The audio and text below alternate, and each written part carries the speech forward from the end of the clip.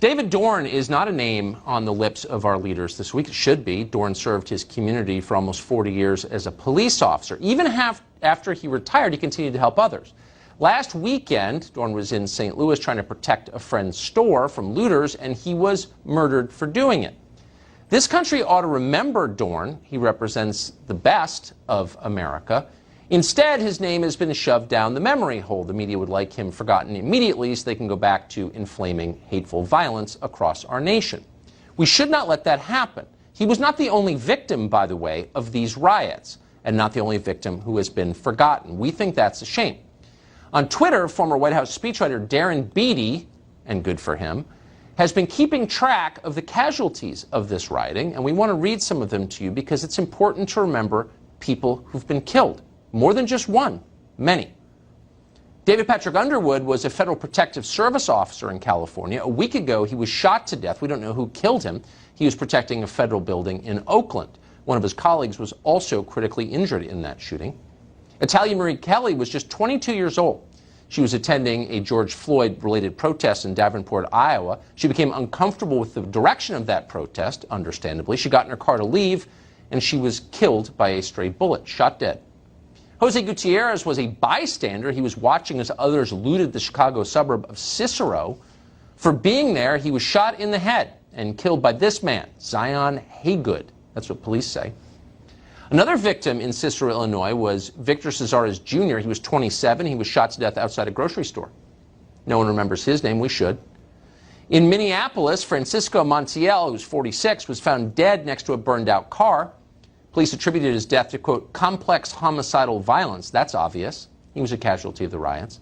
At least 3 people were murdered during the violence in Indianapolis. One of them was 38-year-old former Indiana football player Chris Beatty. He was found shot to death just outside his apartment. An unnamed Latino man in his 20s was also killed on Sunday in Los Angeles in an area that was completely demolished by rioters. And of course, those are just the ones who were killed. Probably not an exhaustive list. If you know more, please send them to us. Thousands have been hurt, maimed, financially ruined, brain damaged over the past week.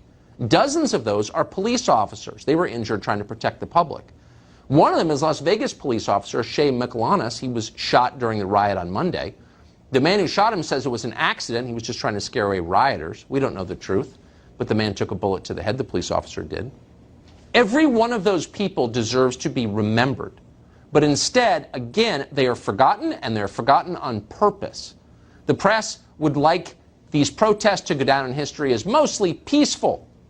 They're not, and they're not in part because CNN, MSNBC, the New York Times, and many others have been inflaming racial tensions around the country. They're inciting violence.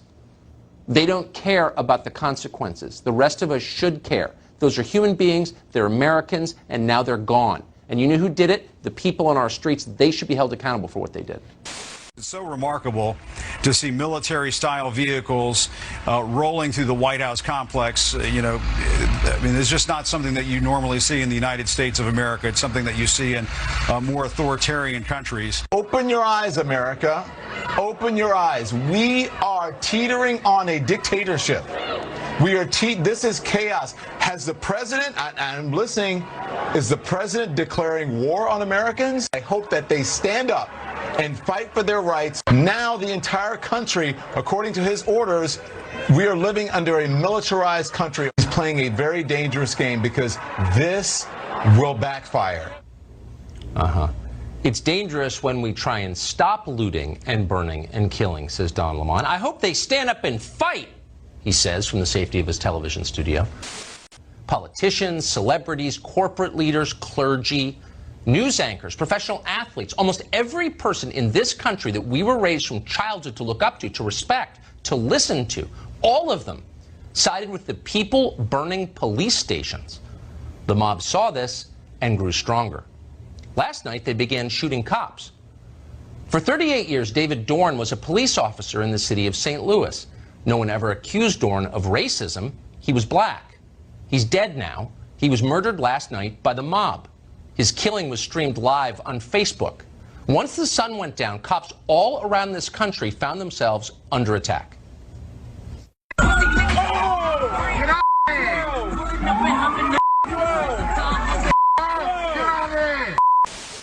The moment has come for our nation to deal with systemic racism, to deal with the growing economic inequity that exists in our nation, to deal with the denial of the promise of this nation, made to so many. But it was quite jarring to hear the black president talk about how racist the country is, that elected him twice. And he was there for the last 8 years, and this country is still racist. It's systematically racist. Not sure what that means. The only suggestion from his camp on how to change the systematic racism was from his VP Biden yesterday, and you know what his idea was? Have a commission.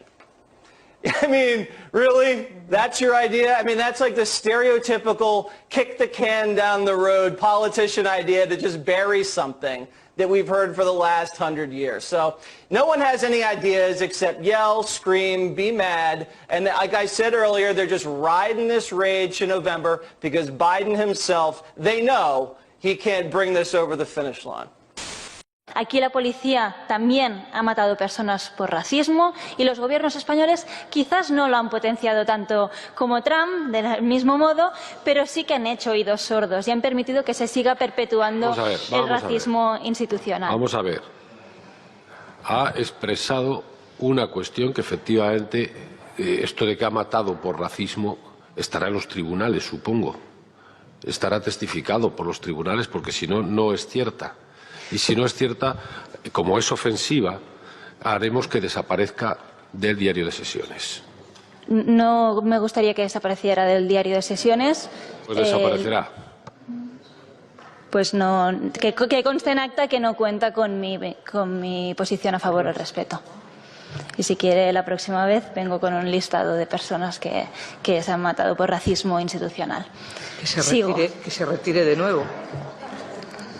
Esta también se retira. De acuerdo. Bueno, parece que no podemos decir nada y que la libertad de expresión también se viola aquí.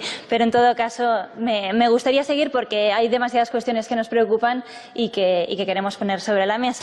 The idea is to create a group of people who feel oppressed, okay? Because if the more they feel oppressed, the more they're going to look for some kind of equalization. If you're driven, you're going to accomplish what you want to accomplish. We're in a country of the free, okay? And let the mainstream media stop trying to forcing on people to accept that they're oppressed. I am not oppressed. I am black. I'm not oppressed, okay? Trying to make some people feel oppressed is just to weaken them. That's the bottom line. You want to make this group of black people feel that they're weak and that there's some power on top of them. No one is oppressing nobody.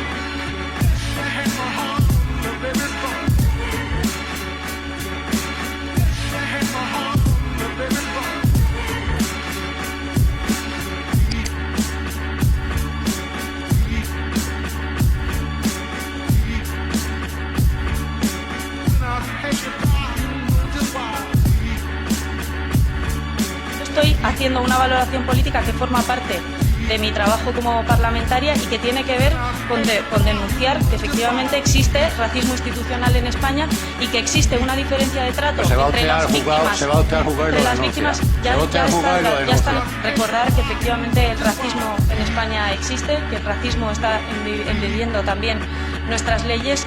Creo que no han entendido lo que es el racismo institucional y le pongo algunos ejemplos. Racismo institucional no es que ustedes personalmente sean racistas, que no sé si lo son o no lo son. Lo que es racista son precisamente las legislaciones que discriminan a las personas racializadas por serlo. Le pongo algunos ejemplos. Las redadas racistas son un ejemplo de racismo institucional. Penalizar la venta ambulante, que es una forma de sobrevivir de personas racializadas en su mayoría, es una forma de racismo institucional.